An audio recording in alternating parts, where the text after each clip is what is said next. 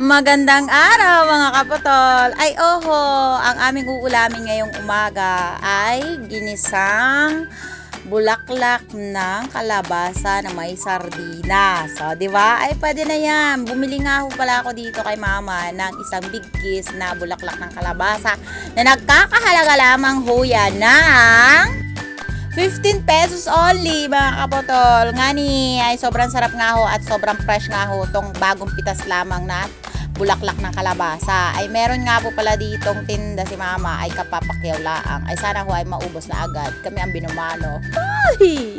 Ay naniniwala nga ho pala kayo sa kasabihan na kapag ang buwan mano ay maganda, ang buwan mano sa umaga sa bagong kuha ng tinda ay madaling maubos. Nga ni ay ako ay naniniwala. Kapag kuripot nga daw po ang nagbuwan mano ay tudong tumal. Tapos kapag magastador daw ang nagbuwan mano at mahilig sa bili-bili gayon ay magandang buwan mano yon. Ay ako ay kuripot, buti na lang at si Aljon ang bumili. Ay alam nyo na mga kapotol. Ngani! At ayun, akin na rin talagang kinusi-kusi ang aringahong bulaklak ng kalabasa. Sa pagkukusi nga o mga kapotol ay inaalis ko nga po pala yung pinaka-nutsis-nutsis niya sa loob. Yung pinaka parang titi-titi ba? Ganon! Ay nakakatawa rin nga ho mga voice over ko na ito. Ari, pati ako yung natutuwa din habang nagbo-voice cover nga ni. Ay, 'di ba? Kasi nga pinaka yun yung pampaasawa doon sa isang bulaklak ng kalabasa. Gayon nga na yun talaga yung pinaka pampaasawa doon sa para magbunga at mabuo ang aringahong kalabasa nga ni na bunga. 'Di ba? Perfect na pati mga gulay-gulay ay mayroong gayan. Kala ko sa tao laang. Ngani.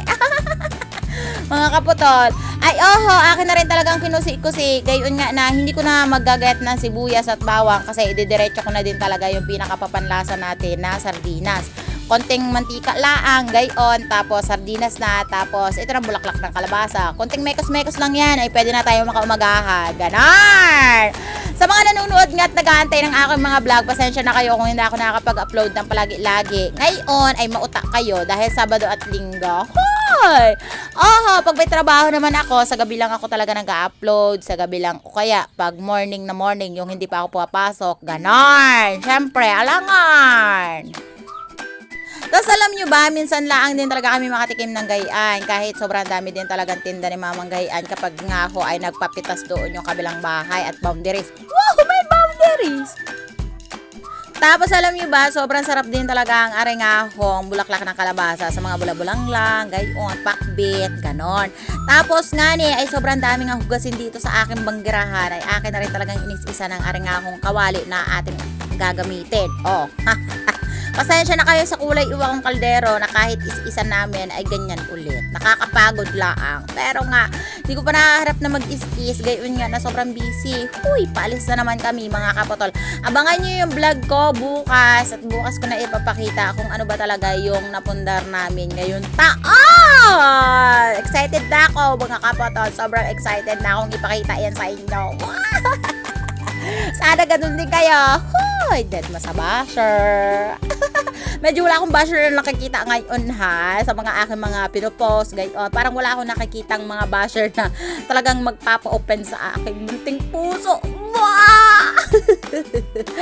Okay lang yan, at least kahit papaano ay sinubukan naman nating maging basher kahit na hindi ka masaya sa buhay. Wow, 'di ba? Yung mga nagko-comment naman sa ating mga vlog, yung mga bad comment ganon, hindi ko na sila pinapansin gaano, hindi na rin talaga ako. Sobrang dami din kasi talaga nagko-comment mga kapotol. Sa totoo lang. Hinugasan ko na din talaga mga kapotol ang aringahong bulaklak ng kalabasa bago nga ho natin are ay iluto. Gayon nga na sobrang dami ding mga buha-buhangin. Siyempre, bagong kuha sa may kanyang pinaka-gapangan. Diba? Nakakatawa. Sobrang sarap niyan. Mga kapatid, hindi siya nakakasawa. Promise. Lalo na pag half-cook mo lang siyang lutuin. Huwag naman yung lusak na lusak kasi nga madulas yan siya. Wow! At painit na nga tayo ng baby oil. Aringahoy, sinunod ko na din talaga ang aringahong sardinas na kulay pula. Alam nga naman kulay blue at kulay pink. Ay ika nga mga kapatid ay magtataka nga ni kayo. Napansin nyo na hindi na din talaga ako naglagay ng sibuyas, bawang, gayon. Actually, hindi na din talaga ako naglagay kasi gusto ko maging pampalasa na din talaga niya. At para maiba naman, ay huwag na tayong gumamit ng gayon. Nilagyan ko na rin talaga siya ng konting tubig.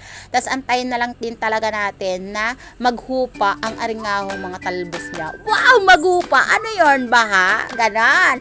Tapos nilagyan ko na din talaga pinaka magic natin na uutay-utay na tayo. Asin, tapos magic sarap. Tapos nilagyan ko na din dyan ng konting paminta na muslim mo parang ang dami nang nalagay. O, diga? Tapos hahalu-haluin mo lang yan kasi kumukulo naman talaga siya. Madali lang din talaga yung kumulo mga kaputol. Kahit papaano ay kahit konting dingas laang ay kukulo na nga niya. Aray. Bago nga tayo antayin na kumulo, ay nagpapasalamat nga po pala ako sa lahat ng mga nanonood, sumusuporta mga kaputol sa aking munting vlog. At pakipollow na rin po ang aking munting page, Kaputol Vlogs 0.2. Ganon. Ayan. At antayin nga natin humupa ang aringawang mga talbos at kumulo nga ni mga kaputol. Pakuluin lang siguro natin siya ng mga 5 minutes o 3 minutes. Pwede na tayong kumain. O diba? Sarap-sarap. Tapos tinikman ko nga dito. Napakasarap din pala talaga kapag halimbawa wala nga siyang sibuyas at bangin. Yung tamang igigisa mo lang. Nag-umpasa na din talaga akong kaming kumain. Ay napansin nyo, medyo lumiit na din talaga ako. Hindi din talaga lumiliit yung aking buyon. Bakit kaya? Ay kulang sa ehersisyo. So for today's video ay kanyang agaw-agaw na din talaga ang atensyon ng aking anak kay iyak ng iyak mga kaputol. Gayon nga na nag-aaway na naman. Nakikipag-away na naman talagang palaaway din talagang anak ko na ito. At hanggang dito na lang ang aking munting vlog at maraming salamat sa panunood mga kaputol.